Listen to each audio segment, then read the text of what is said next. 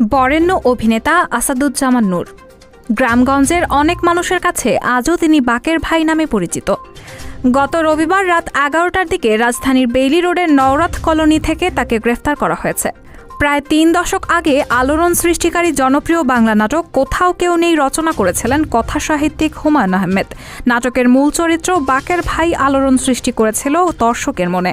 সেই চরিত্রে অভিনয়কারী সাবেক সংস্কৃতি বিষয়ক মন্ত্রী আসাদুজ্জামান নূর গ্রেফতার হয়েছেন। জানা গেছে, বাকের ভাই চরিত্রে অভিনয়ের কথা ছিল তারিক আনাম খানের। নাট্যকার ও প্রযোজকের সিদ্ধান্তে পরে চূড়ান্ত হন আসাদুজ্জামান নূর। এ কারণে দীর্ঘদিন হুমায়ূন আহমেদের সঙ্গে কাজ করেননি তারিক আনাম খান।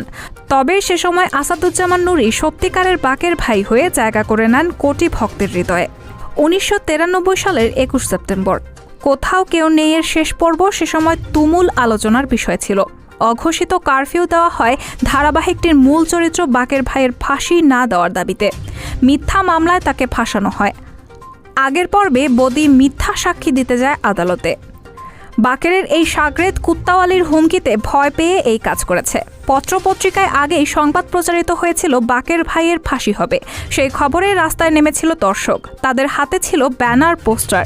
সেখানে লেখা ছিল, বাকের ভাইয়ের ফাঁসি হলে জ্বলবে আগুন ঘরে ঘরে, বদির 2 গালে জুতা মারো তালে তালে, বাকের ভাইয়ের ফাঁসি কেন, কুত্তাওয়ালির জবাব চাই। কিন্তু কথা সাহিত্যিক হুমায়ূন আহমেদ নিজের সিদ্ধান্তে অনড়। বাকের ভাইকে তিনি ফাঁসি দেবেনই। দর্শকদের দাবির মুখে নিজের পরিকল্পনা থেকে তিনি সরে আসবেন না। শোনা যায়, তৎকালীন প্রধানমন্ত্রী খালেদা জিয়া ফোন করে ধারাবাহিকটির প্রযোজক বরকতুল্লাহকে বলেছিলেন, হুমায়ূন আহমেদকে বলুন বাকের ভাইকে বাঁচিয়ে রাখা যায় কিনা। হুমায়ূন আহমেদ তবুও রাজি হননি। শেষ পর্বটি প্রচারিত হওয়ার কথা ছিল আগের সপ্তাহেই। উত্তেজিত দর্শক শুটিং সেটে হামলা চালাতে পারে এই ভয়ে শুটিং পিছিয়ে দেওয়া হয়। তাই শেষ পর্বটি প্রচারিত হলো নির্ধারিত দিনের পরের সপ্তাহে। সেদিন সন্ধ্যা নামার পর পুরো ঢাকা শহরে নেমে আসে নীরবতা, যেন অঘোষিত কারফিউ। প্রভাব পড়েছিল দেশের অন্য শহর, এমনকি মফস্বলেও। শেষ দৃশ্যে বাকেরের ফাঁসি হওয়ার পর সেদিন টিভি সেটের সামনে থাকা অনেক দর্শক নিজেদের আবেগ নিয়ন্ত্রণ করতে পারেনি। যেন বাস্তবের কোনো নায়ককে হারিয়ে ফেলেছে তারা। মুনারূপী সুবর্ণা মোস্তফার কান্না ছুঁয়ে গিয়েছিল দর্শকদের।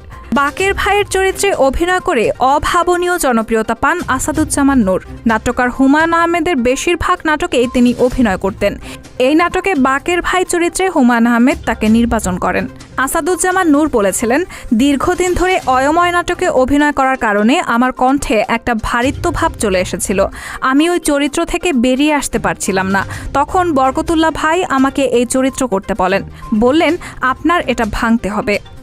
ধারাবাহিকটিতে আসাদুজ্জামান নূর ছাড়াও আরও অভিনয় করেন মুনা চরিত্রে সুবর্ণা মোস্তফা, বদি চরিত্রে আব্দুল কাদের, মজনু চরিত্রে লুৎফর রহমান জর্জ, মতি চরিত্রে মাহফুজ আহমেদ, বকুল চরিত্রে আফসানা মিমি, উকিল চরিত্রে হুমায়ুন ফরিদ সহ আরও অনেকে। উল্লেখ্য, আসাদুজ্জামান নূর 1946 সালের 31 অক্টোবর জন্মগ্রহণ করেন। তিনি অভিনেতা ও রাজনীতিবিদ। সাবেক প্রধানমন্ত্রী শেখ হাসিনার 3য় মন্ত্রিসভায় বাংলাদেশের সংস্কৃতি মন্ত্রী হিসেবে দায়িত্ব পালন করেছেন। 2001 সাল থেকে আওয়ামী লীগের মনোনয়নে নীলফামারী 2 আসনের সংসদ সদস্য হিসেবে দায়িত্ব পালন করেন। এদিকে ঢাকা মহানগর পুলিশের অতিরিক্ত কমিশনার রেজাউল করিম মল্লিক বলেছেন, রাজধানীর মিরপুর থানায় দায়ের করা একটি হত্যা মামলায় আসাদুজ্জামান নূরকে গ্রেফতার করা হয়েছে। আজ তাকে আদালতে তোলা হবে। রায়হানা মুন, সবার কথা।